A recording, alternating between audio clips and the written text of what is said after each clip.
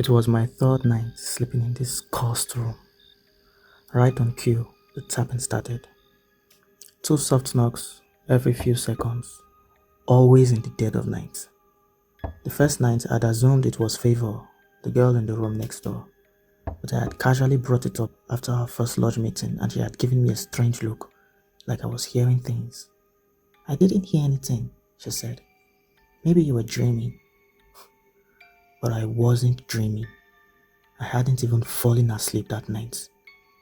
The second night, I stayed up, waiting, and when the taps began again, deliberate and measured, I grabbed my phone, touched on, and scanned the room.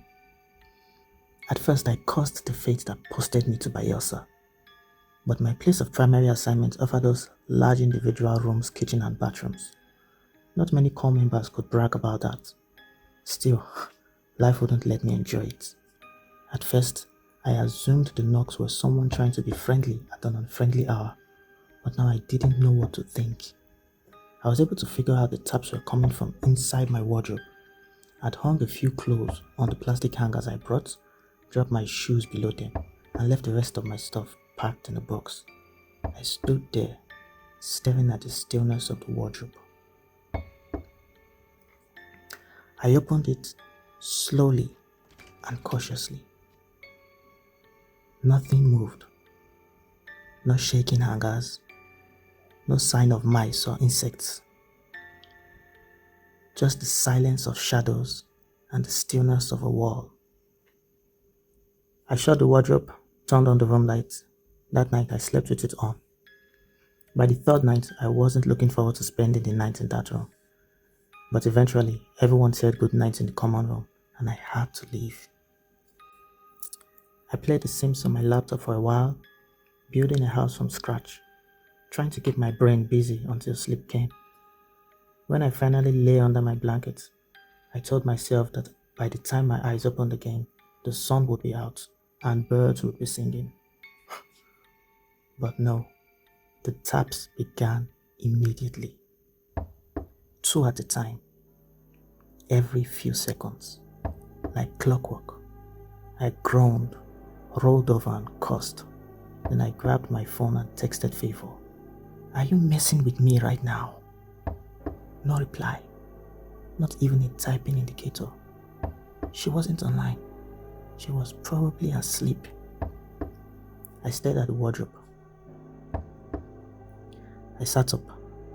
This time, I wasn't going to just listen.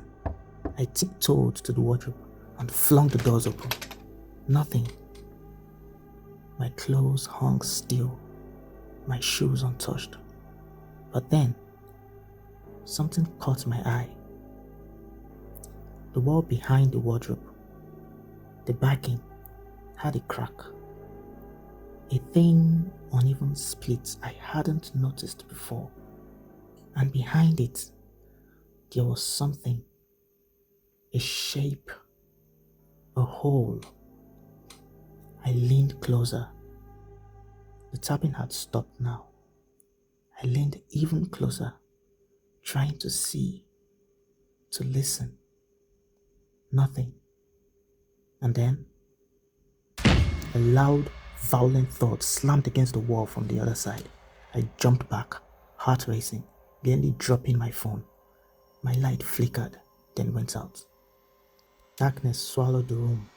My chest tightened and I couldn't remember how to breathe when I rushed blindly for the switch. But nothing. No lights. Just the silence of a room that felt too big or too occupied. I backed away from the wardrobe, and that's when I heard breathing. Heavy, slow, angry. Not mine. There was something it belonged to. A presence. Something that now stood in front of the wardrobe, watching me. I didn't wait. This is not a Hollywood movie. I ran, bolted out the door immediately. I stayed in the common room that night, lights on, socks on my feet, and the cold gripping me like a lover. Mosquitoes turning me into a fist. Didn't care.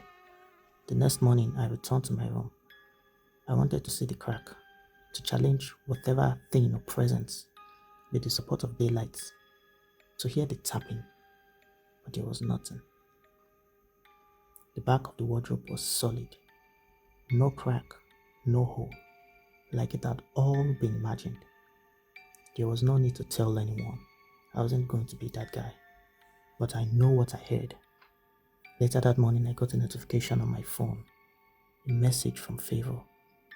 Only it wasn't a text, it was a recording sent in the form of a voice note. 30 seconds of knocking, two at a time, every few seconds.